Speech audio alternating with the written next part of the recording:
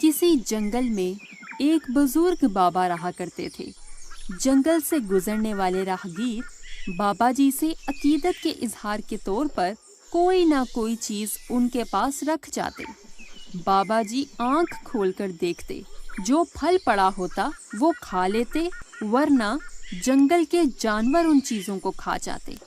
ये सिलसिला इसी तरह चलता रहा कि लोग बुजुर्ग बाबा जी को इबादत करते देखते मगर उन पर कोई खास तवज्जो नहीं देते। एक दिन एक नौजवान नारियल की गठरी लिए उस रास्ते से गुजरा तो उसने 4 नारियल बाबा जी के पास रख दिए। कुछ देर बाद एक लकड़हारा राजू वहां से गुजरा तो उसने एक नारियल तोड़कर बाबा जी को देते हुए कहा, ये लें बाबा जी, नारियल का पानी पी लें। बाबा जी पानी पी चुके तो राजू कहने लगा, दूसरा भी तोड़ दूं बाबा जी? बाबा जी उसे मना करते हुए कहने लगे, नहीं बेटा, इसे मत तोड़ो। ये तीनों नारियल अपने लिए तोहफा समझकर साथ ले जाओ।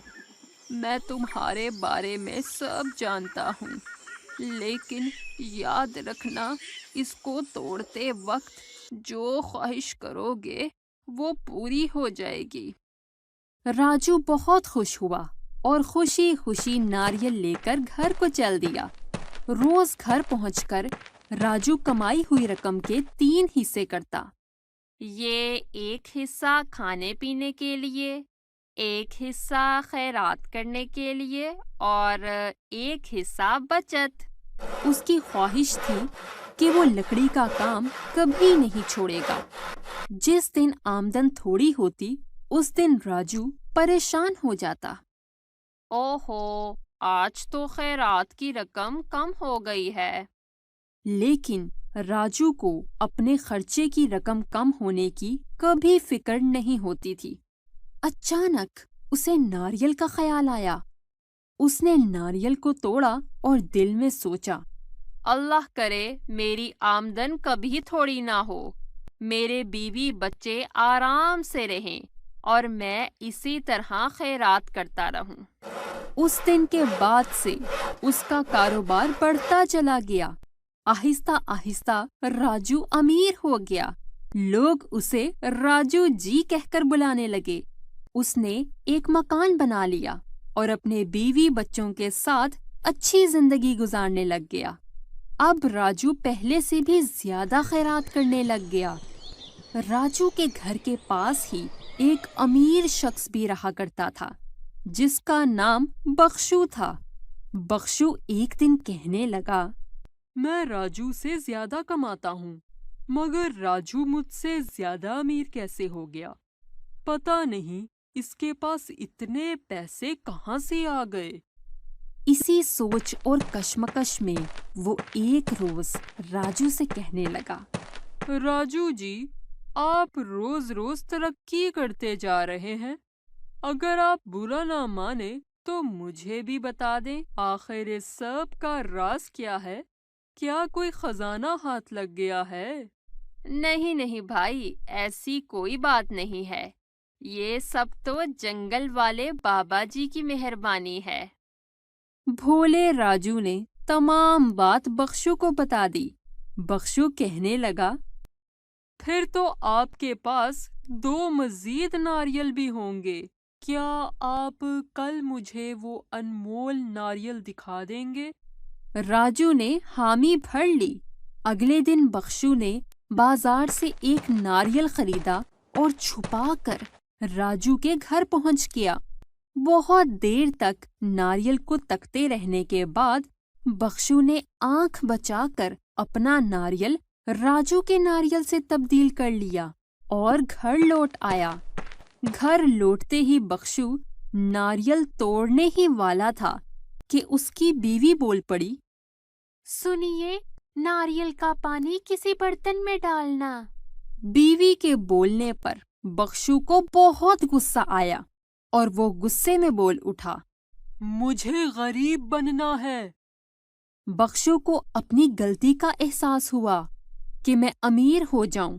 ये कहने की बजाय اس کے منہ سے نکل گیا کہ میں غریب ہو جاؤں، مگر اب کچھ نہیں ہو سکتا تھا۔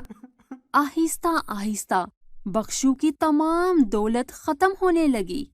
ایک دن ڈاکوؤں نے اس کے گھر ڈاکہ مار کر باقی کی رقم بھی لوٹ لی۔ اس کی ایسی حالت ہو گئی کہ راجو نے اسے بہت سی رقم خیرات کر دی۔ بخشو نے اپنی غلطی تقسیم کرتے ہوئے راجو سے معافی مانگی۔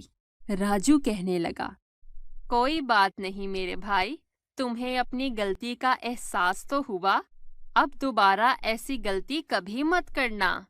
یہ کہتے ہی راجو نے دوسرا ناریل بھی بخشو کو دے دیا۔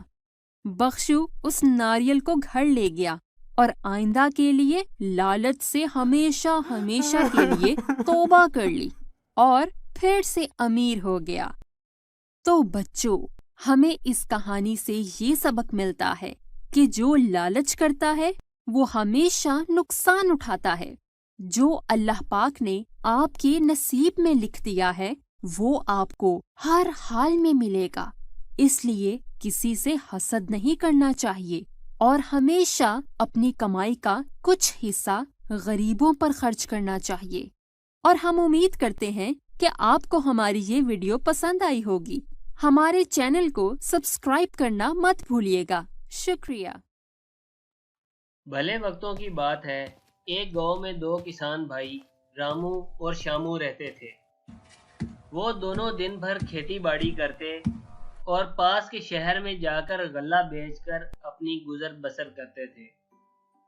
رامو بڑا ہونے کے ساتھ ساتھ نہایت رحم دل بھی تھا۔ وہ اپنے چھوٹے بھائی کا بہت خیال رکھتا تھا، ہمیشہ اپنے چھوٹے بھائی کی ضرورتیں پوری کرتا اور اس کے پسند کی ہر چیز اس کو خرید کر دیتا تھا۔ جبکہ شامو بہت ہی لاپرواہ اور چالاک تھا۔ اس نے کبھی اپنے بھائی کے بارے میں نہیں سوچا تھا۔ کبھی کبھی تو وہ کام نہ کرنے کے عجیب عجیب بہانے تلاش کرتا تھا۔ اس کے بعد سارا کام رامو کو اکیلے ہی کرنا پڑتا، لیکن رامو پھر بھی بہت خوش تھا۔ ایک دن کی بات ہے، شامو مٹی کھود رہا تھا کہ اسے ایک صندوق ملا۔ جب اس نے صندوق کو باہر نکالا تو دیکھا صندوق سونے کے سکوں سے بھرا ہوا تھا۔ وہ بہت خوش ہوا، لیکن وہ لالچ میں پڑ گیا اور اپنے بھائی کو بتانے کی بجائے صندوق گھر لے گیا اور اپنے کمرے میں چھپا دیا۔ وہ کہنے لگا، ارے واہ، میں ان سکوں کو بیچ کر بہت سا پیسہ بنا لوں گا اور پھر شہر میں گھر خریدوں گا اور باقی زندگی بھرپور مزے میں گزاروں گا۔ شامو نہیں چاہتا تھا کہ اس کے بھائی کو اس صندوق کے بارے میں پتہ چلے، لہذا اس نے گھر سے باہر جانا ہی چھوڑ دیا۔ وہ ہر وقت گھر میں رہ کر صندوق پر نظر رکھتا۔ رامو اس سب سے بے خبر تھا۔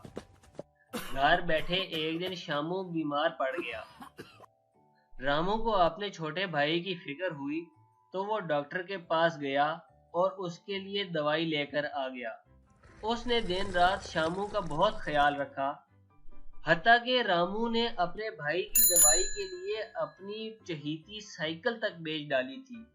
شامو جانتا تھا کہ رامو کو اپنی سائیکل بہت پسند ہے اور یہی ایک سب سے قیمتی چیز اس کے بھائی کے پاس ہے، لیکن رامو نے اپنے بھائی کے لیے وہ تک بیچ ڈالی صرف اس لیے کہ وہ ٹھیک ہو سکے۔ شامو ندامت سے رونے لگا، اپنے کیے پر پچھتایا اور اپنے بھائی کے قدموں میں گر کر رونے لگا۔ کہنے لگا، بھائی مجھے معاف کر دو، آپ نے میرے برے وقت میں میرے لیے اتنا کچھ کیا اور میں نے کھیتوں سے ملا سونے کے سکوں سے بھرا صندوق آپ سے چھپایا۔ مجھے معاف کر دو، میں لالچ میں پڑ گیا تھا، لیکن اب مجھے اپنی غلطی کا احساس ہو گیا ہے۔ بھائی مجھے معاف کر دو۔ کوئی بات نہیں شامو، تم ہی میری سب سے بڑی پونجی ہو۔ پیسہ ہو یا سونا، تم سے زیادہ قیمتی نہیں ہے میرے بھائی۔ تمہیں اپنی غلطی کا احساس ہو گیا ہے، میرے لیے یہی کافی ہے۔ مجھے تم سے کوئی شکوہ نہیں۔ شامو بہت خوش تھا کہ اسے معافی مل گئی ہے उसके बाद से शामू हमेशा हर काम में अपने भाई रामू का हाथ बटाता। दोनों भाई हंसी खुशी जिंदगी गुजारने लगे। सच कहते हैं, लालच बुरी बला है। दोस्तों, अगर आपको हमारी ये वीडियो पसंद है तो हमारा चैनल जरूर सब्सक्राइब